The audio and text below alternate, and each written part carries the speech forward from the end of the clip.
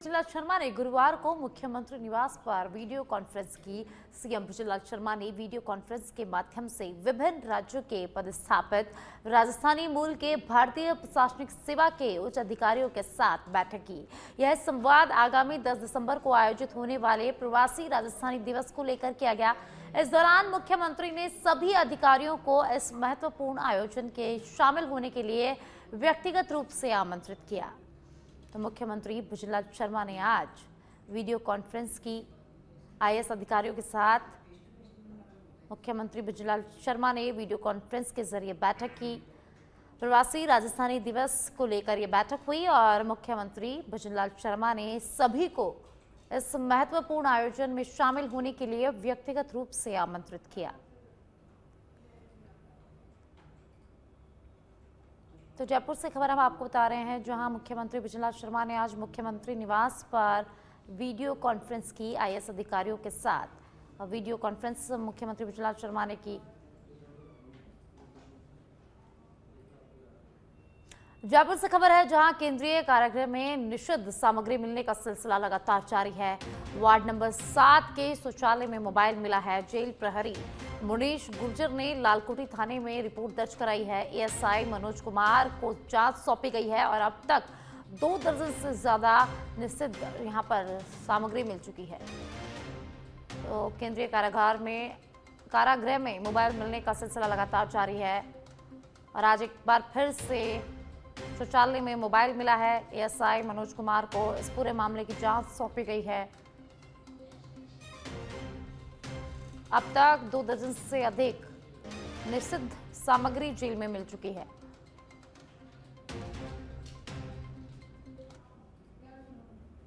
और आप पदमपुर से बड़ी खबर है, जहां पदमपुर में चोरों के हौसले बुलंद नजर आ रहे हैं। पदमपुर सीएचसी के सामने चोरों ने बजाज मेडिकल में चोरी की वारदात को अंजाम दिया। शटर का लॉक तोड़कर हजारों रुपए की राशि चोरों ने निकाली है। चोरी की वारदात के बाद चोर मौके से फरार हो गए। सीसीटीवी में कैद हुई चोरी की पूरी वारदात। सीसीटीवी में बेखौफ चोर नजर आ रहे हैं। पदमपुर मंडी में लगे सीसीटीवी कैमरे में चोर दिखाई दे रहे हैं। तो पदमपुर से खबर है, जहां मेडिकल स्टोर को चोरों ने निशाना बनाया है। चोरी की वारदात को यहां अंजाम दिया गया है। चोरी की घटना के बाद चोर मौके से फरार हो गए। सीसीटीवी कैमरे में पूरी वारदात कैद हो गई है।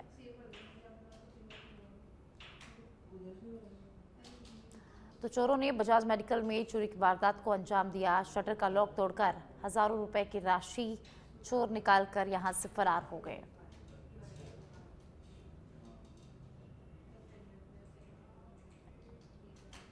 चाकसू के शिवदासपुरा थाना क्षेत्र के चंदलाई गांव में पुराने विवाद को लेकर दोनों पक्षों में अचानक भिड़ंत हो गई। दोनों पक्षों के बीच चल रही बहस कुछ ही मिनटों में तनाव में बदल गई। मामला इतना बिगड़ गया था कि एक पक्ष ने गुस्से में आकर दूसरे की बाइक को आग लगा दी। अब बताया जा रहा है कि मामला एक प्रेम प्रसंग से जुड़ा हुआ है और दोनों तरफ पिछले कई दिनों से तनाव बना हुआ था। घटना की सूचना मिलते ही थाना प्रभारी पुलिस टीम के साथ घटनास्थल पर पहुंचे। पुलिस ने हालात काबू करने की कोशिश की, लेकिन कुछ लोगों ने कथित तौर पर पुलिस से धक्का मुक्की भी की। पुलिस ने दोनों पक्षों को हिरासत में लेकर थाने पहुंचाया और साथ ही अधिकारियों का कहना है कि तथ्य सामने आने पर सख्त कार्रवाई की जाएगी। तो चाकसू के शिवदासपुरा से खबर है, जहां दो पक्षों के बीच यहां पर माहौल बिगड़ गया। प्रेम प्रसंग से जुड़ा ये पूरा मामला बताया जा रहा है। शिवदासपुरा थाना क्षेत्र के चंदई गांव में पुराने विवाद को लेकर दो पक्षों में अचानक भिड़ंत हो गई। दो पक्षों के बीच चल रही बहस कुछ ही मिनटों में तनाव में बदल गई और एक पक्ष ने गुस्से में दूसरे पक्ष की बाइक को यहां पर आग लगा दिया।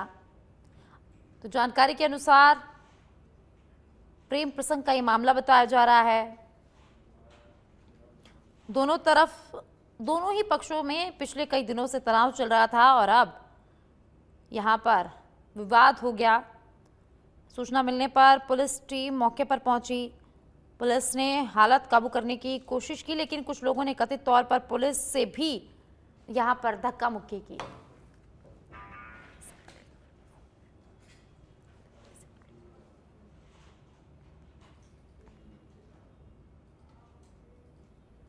और अब बीकानेर के श्री डूंगरगढ़ से बड़ी खबर है, जहां पानी की डिग्गी में नाबालिग का शव मिला है।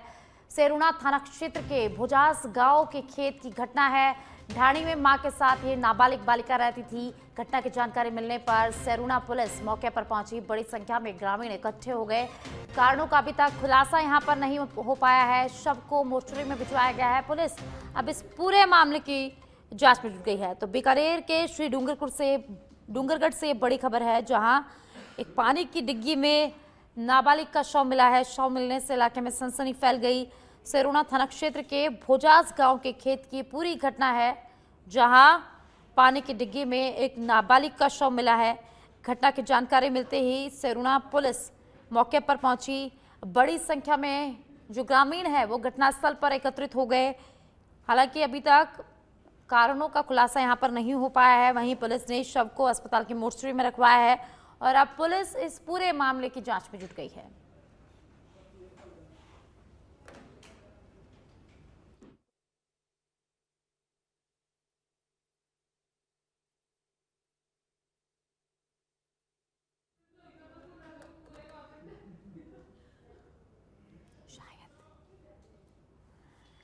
तो बीकानेर के श्री डूंगरगढ़ में ये बड़ा हादसा आज हुआ है।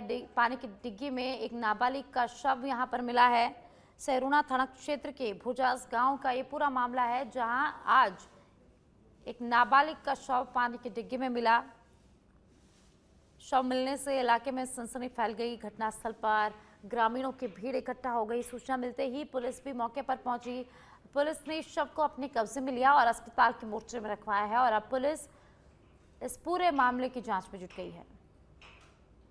तो सेरुणा थाना क्षेत्र के भुजास गांव के खेत में बड़ा हादसा हुआ है। बड़ी घटना यहां देखने को मिली है। एक नाबालिग का शव पानी की डिग्गी में मिला और जैसे ही शव मिला इलाके में सनसनी फैल गई। पुलिस को सूचना दी गई। सूचना मिलने पर पुलिस मौके पर पहुंची। पुलिस ने शव को अपने कब्जे में लिया और अस्पताल की मोर्चरी में रखवाया गया है। और ज्यादा जानकारी के लिए मेरे सहयोगी सुरेंद्र मेरे साथ जुड़ गए हैं। सुरेंद्र, यहाँ पानी की डिग्गी में एक नाबालिग का शव मिला है, क्या कुछ अधिक जानकारी है? कौन है ये नाबालिग, किसका शव मिला है और कैसे, क्या पूरा मामला है? देखिए साक्षी, इस प्रकार से सेरुणा थाना क्षेत्र का मामला है, जहां पर भोजास गांव में स्थित एक किसान के खेत में बड़ी कृषि कार्य के लिए उपयोग में ली जाने वाली डिग्गी है। उस डिग्गी के अंदर एक नाबालिका का शव है, वो तैरता हुआ मिला है। घटना की जानकारी मिलने के बाद सेरुणा पुलिस की टीम है मौके पर पहुंची है और आसपास के ग्रामीण है वो भी बड़ी तादाद के अंदर मौके पर पहुंचे हुए हैं। लेकिन जो बच्ची नाबालिका है उसके शव मिलने का मामले का जो खुलासा है वो उसके नहीं हो पाया है, क्योंकि कारण उसके स्पष्ट अभी तक नहीं हो पा रहे हैं। लेकिन पुलिस के द्वारा डिग्गी से नाबालिग बच्ची के शव को बाहर निकलवा कर मोर्चे में रखवा दिया गया है और पुलिस है फिलहाल मामले की जांच में जुटी है।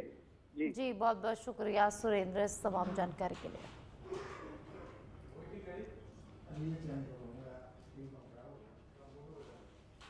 भरतपुर के बयाना कस्बे में डाक बंगला के सामने दर्दनाक सड़क हादसा सामने आया है। जानकारी के अनुसार दूध की गाड़ी में ब्रेक फेल होने से वाहन अनियंत्रित होकर सामने से आ रहे ट्रक में जा भिड़ा। टक्कर इतनी जोरदार थी कि दूध की गाड़ी के दोनों पहिए अलग हो गए। हादसे के समय सड़क पर अन्य वाहन न होने से बड़ी जनहानि यहां पर टल गई।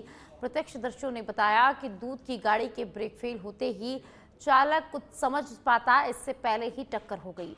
मौके पर पहुंची पुलिस ने दोनों वाहनों को हटवाकर यातायात यहां पर सुचारू करवाया।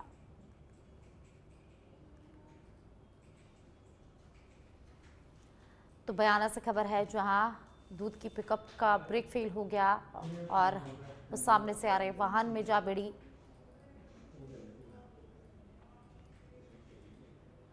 इंडियन रेलवे ने तत्काल टिकट व्यवस्था को और सुरक्षित व पारदर्शी बनाने के लिए अब रिजर्वेशन काउंटर से बनने वाले तत्काल टिकटों पर भी ओटीपी सिस्टम लागू करने का फैसला लिया है।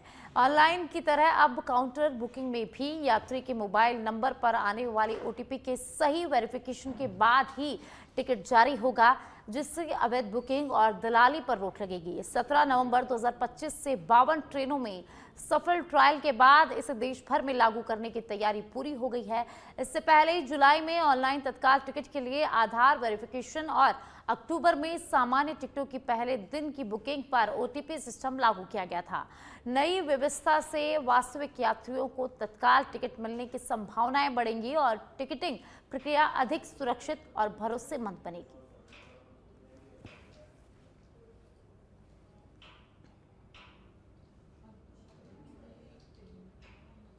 और अब भरतपुर से खबर है, जहां जिला कलेक्टर कमर चौधरी ने RBM अस्पताल का औचक निरीक्षण किया। उन्होंने अस्पताल की चिकित्सा सुविधाओं, पार्किंग व्यवस्था व साफ सफाई की स्थिति का जायजा लिया। इसके अलावा उन्होंने अस्पताल परिसर में स्थित धर्मशाला, रसोई घर और आश्रय स्थल की व्यवस्थाओं की भी समीक्षा की। उन्होंने अन्नपूर्णा रसोई पहुंचकर वहां भोजन कर रहे लाभार्थियों से भोजन की गुणवत्ता पर प्रतिक्रिया ली, जिन्हें व्यवस्थाएं संतोषजनक मिली। निरीक्षण के दौरान कलेक्टर ने कहा कि पहले की तुलना में अस्पताल की सफाई व अन्य सुविधाओं में सुधार हुआ है। साथ ही उन्होंने अस्पताल प्रबंधन को निर्देश दिए कि मरीजों और उनके परिजनों की सुविधाओं को निरंतर बेहतर बनाए रखा जाए।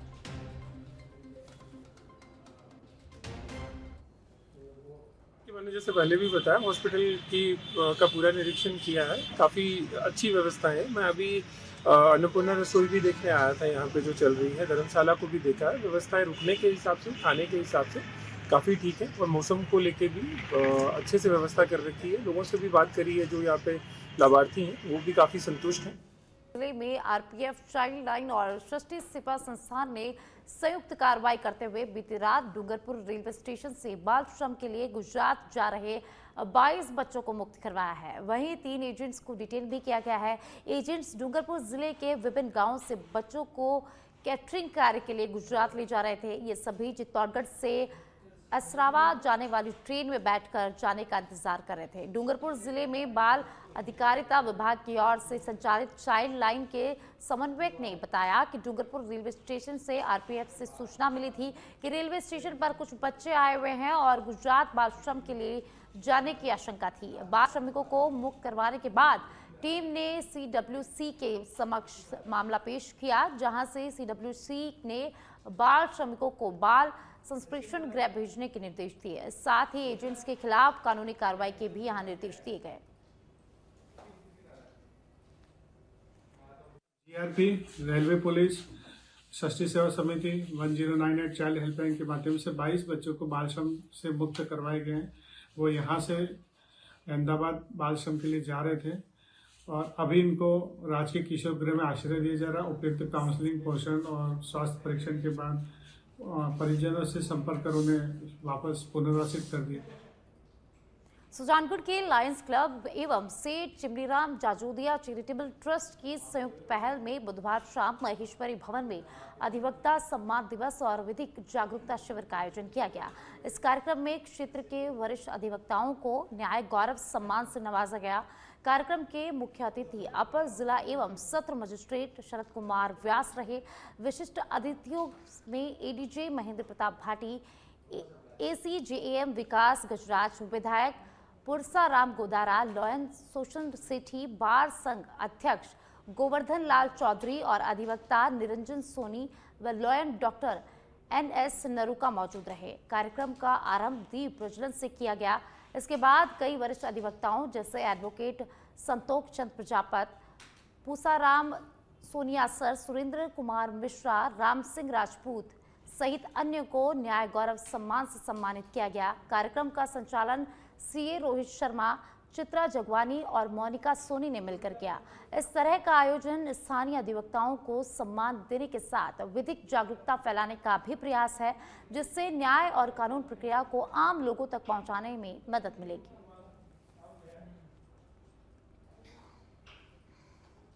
अधिवक्ता दिवस के अवसर पर सुजानगढ़ में ये लीगल अवेयरनेस कैंप हमने यहाँ पे आयोजित किया है और इसमें विशेष रूप से हमने परमानेंट लोक अदालत के संबंध में जो एक राज्यव्यापी कैंपेन चल रहा है न्याय आपके द्वार, उसके संबंध में हमने अधिवक्ताओं से बातचीत की और ये जिला विधिक सेवा प्राधिकरण चीन का ये उपक्रम था कि हम अधिवक्ताओं के बीच में जाके उनकी कैपेसिटी बिल्डिंग करें और उनको बताएं कि एक मंच जन उपयोगी सेवाओं के लिए हमें उपलब्ध है, उसका भरपूर उपयोग करें।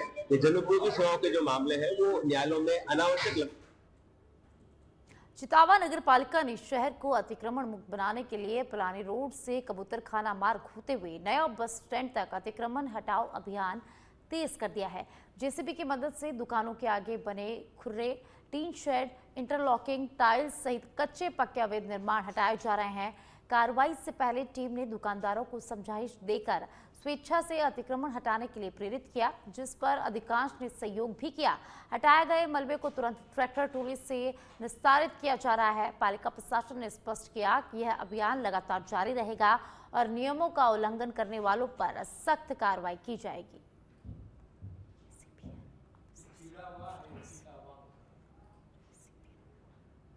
इटावा के recipient officers pensioners association Kota ने सर्दी को देखते हुए छात्रों को स्वेटर वितरित किए हैं। इस दौरान राजकीय उच्च प्राथमिक विद्यालय किरपुरा गेता में 34, राजकीय प्राथमिक विद्यालय बम्बुलिया खुर्द में 32 और महात्मा गांधी राजकीय विश्वविद्यालय बम्बुलिया कला में कक्षा 1 से 2 के सभी छात्र छात्राओं को स्वेटर का वितरण किया गया।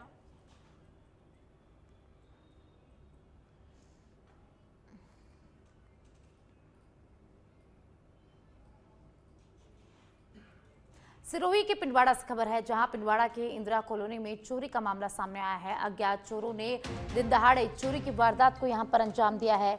घटना के समय मकान मालिक जोधपुर में थे, जिसका फायदा उठाकर चोरों ने सोने चांदी के आभूषण पर हाथ साफ कर लिया।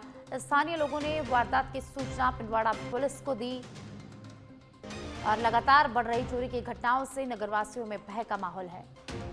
तो पिंडवाड़ा में इंदिरा कॉलोनी में चोरी का मामला सामने आया है।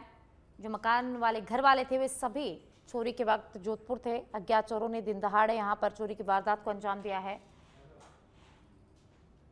चोरी की घटना से क्षेत्र में भय का माहौल है। सोने चांदी के आभूषण भी यहां से चोरी किए गए हैं। स्थानीय लोगों ने वारदात की सूचना पुलिस को दी। सूचना मिलने पर पुलिस मौके पर पहुंची। पुलिस ने घटनास्थल का जायजा लिया और पूरे मामले की जांच में जुट गई है।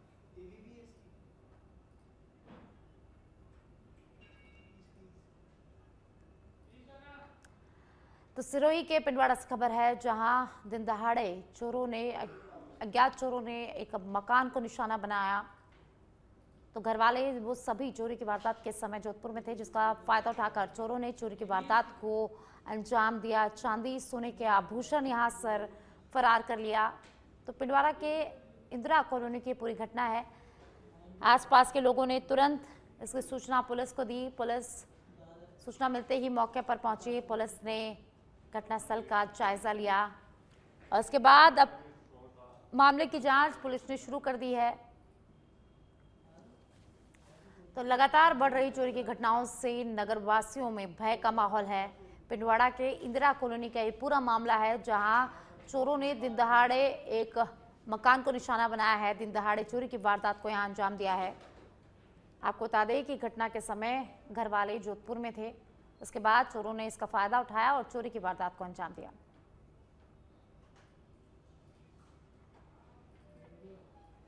नारायणपुर के अबुझमाड़ में नक्सलियों के सबसे सुरक्षित ठिकाने माने जाने वाले लंका गांव में अब आईटीबीपी ने पूरी पकड़ स्थापित कर दी है, जिससे नक्सली शीर्ष नेताओं का सबसे महफूज अड्डा माना जाता था।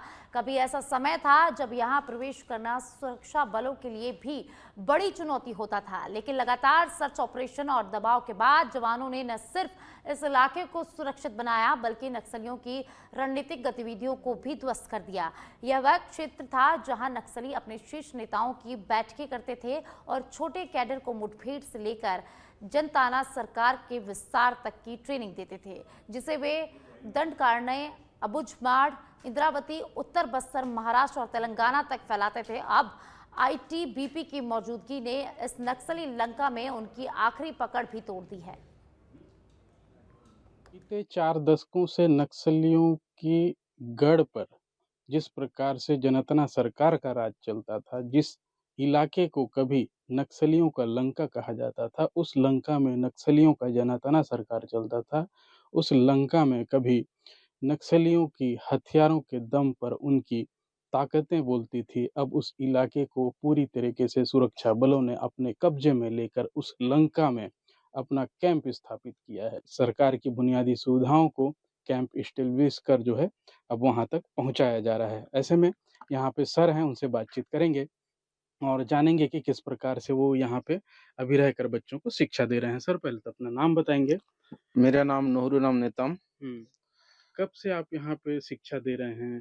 अभी 4/10/2022 से दे रहा हूँ सर। हुँ, वो प्रमोशन में ये कुंजकाल से लंका हुआ था तब हुँ। यहाँ आया हूँ। पहले और अभी में आप लंका को कहाँ देख रहे हो? पहले बहुत थोड़ा लंका नाम सुन के ऐसा लगता था कि कभी जाने मत मिले, लेकिन अभी मेरे को प्रमोशन में वहीं हो गया तो क्या करूँगा, आना पड़ा मेरे को। हुँ। हाँ। अभी तो अब ये पूरा इलाका नक्सल मुक्त हो गया है। जब नक्सल प्रभावित था तो किस प्रकार की चुनौती होती थी आप लोगों को? हाँ, बहुत दिक्कतों का सामना करना पड़ता था सर। जिसमें आप अभी जैसे मैं यहाँ पहुँचा, यहाँ पे ना ही नल है, ना पीने के लिए पानी है, ना ही कोई बाउंड्री वॉल की व्यवस्था है, ना ही स्कूल में किसी प्रकार की कोई सुविधाएँ बच्चों के लिए दिख रही है। फिर भी आप इन चुनौतियों के बीच में बच्चों को शिक्षा दे रहे हो।